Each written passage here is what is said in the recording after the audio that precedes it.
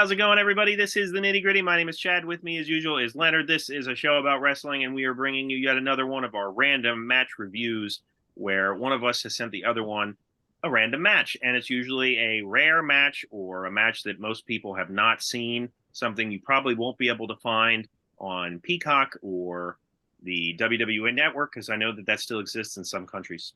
So these are usually kind of hidden gems type matches. And this time I got to send Leonard the match.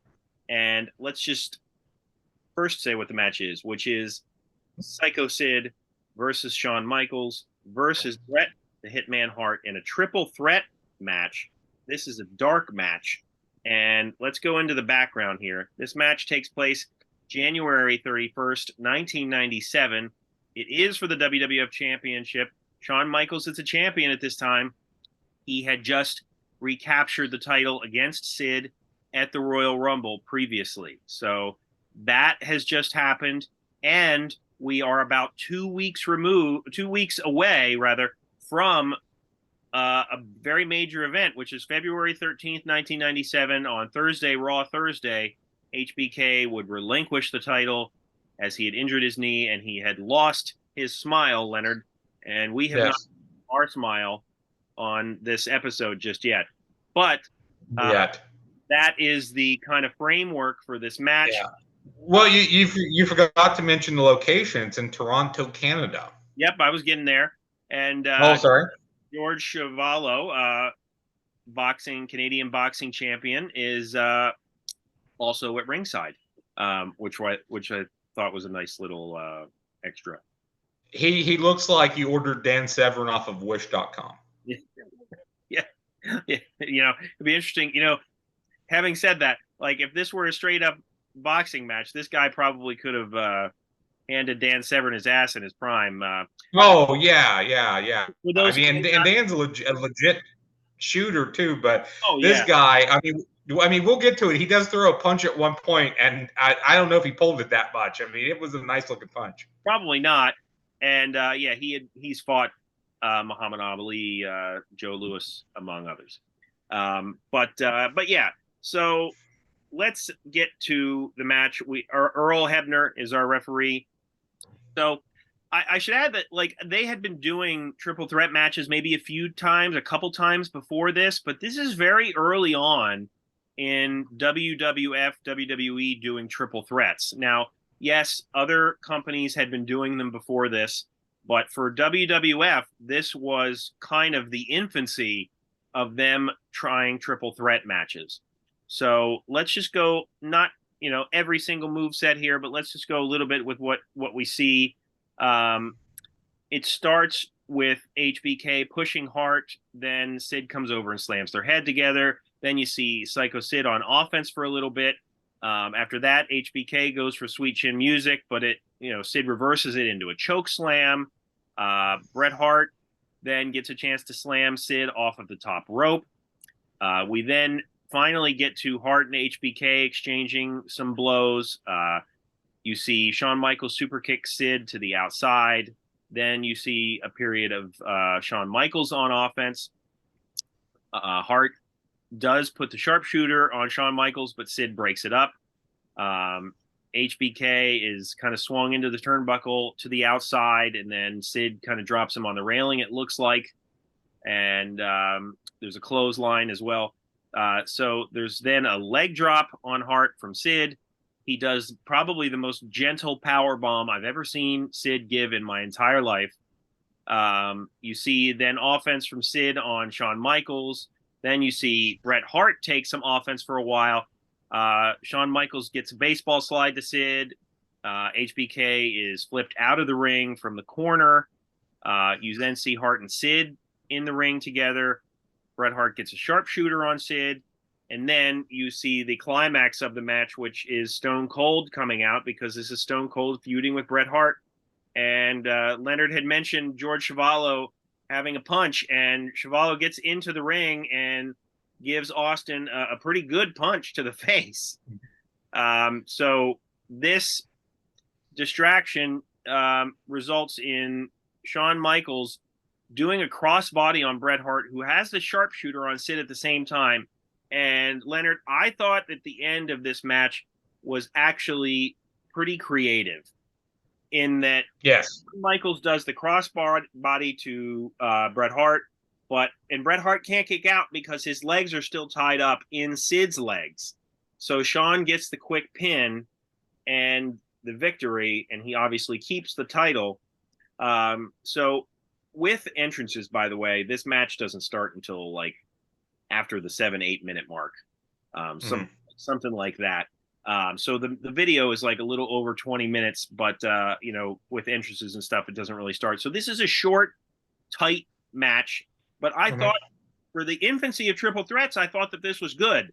Like you have it starting with Sid kind of manhandling both guys. Like you can divide this match into sections, really. Everybody gets a segment of their offense in. So in that way, maybe you could say that it's a little bit, it doesn't really mesh maybe as well as later triple threat matches would. But everybody gets their shit in, as they say. So overall, I thought that this was pretty good for a dark match. If I had gone to like a Raw or whatever, and I had seen this match at the end of the night, I would have left pretty happy. In this era, you see this was the first time, as far as I know. Well, they had done it on house shows. This triple threat match. I mentioned that already. But as far as like we can see it, Bret Hart and Shawn Michaels weren't in the ring together that often, and Bret Hart takes the pin here. So it just makes everything that would happen in 1997 that has gone into wrestling lore. It makes it interesting when you see here in this dark match that Hart was still willing to let Shawn Michaels pin him, even though it was a triple threat scenario. So I thought that this was pretty good. I'll reserve my star rating until the end here of our video. But Leonard, what did you think of this?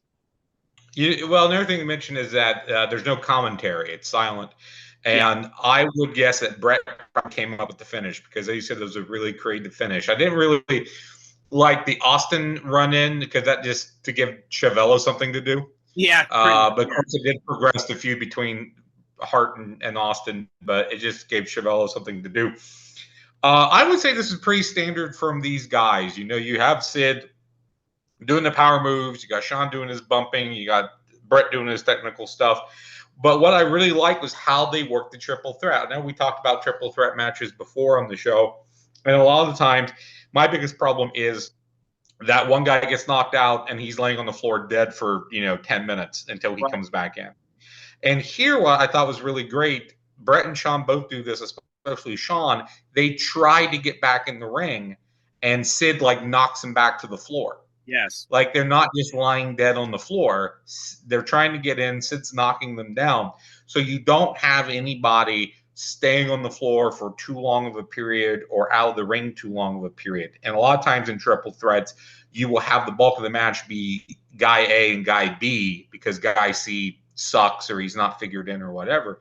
And here, as you said, it feels segmented, but at the same time, you get a nice equal working with of everybody. Sid with Bret, Sid with Shawn, Shawn and Bret, they all get to work together. Now, one thing that I might like to have seen more of is more spots involving all three guys. But what they did do when it was all three guys did work, and that included the finish.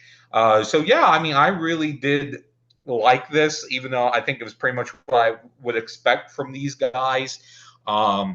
And the fact that it was short makes sense for it being a dark match. Again, I didn't like the Austin interference, but overall it was really good. But I'm going to guess I'm going lower than you on the star rating. I gave it just 3 stars. Yeah, I'd probably go 3.25 here. I'm right there with you though, pretty much. As far as the Chuvalo Austin thing, I guess they had to, I would bet that this had Hart's opinion written all over it. A lot of what you have here, you have to soften him up a little bit before the whole finish of the match. But yeah, I could have done without the Austin interference, but we're in Toronto. You have Chuvalo get in there and give him a shot. So it is what it is. I'm sure that gave those fans a little bit of a thrill. And on the topic of the fans, it's somewhat of a mix of reactions for Michaels here. And I guess that's to be expected, but there is more cheers. There are boos. Well, at the very beginning, before they come out, you can hear Shawn sucks chants very loudly. Right. But that does morph to all three guys are getting a little face pop, little heel pop, depending on what they're doing and who they're working with, which I would say is the best case scenario for this type of situation. Yeah, true. And there are times that Hart gets a really loud reaction, of course, but yeah, being candid. Right, absolutely.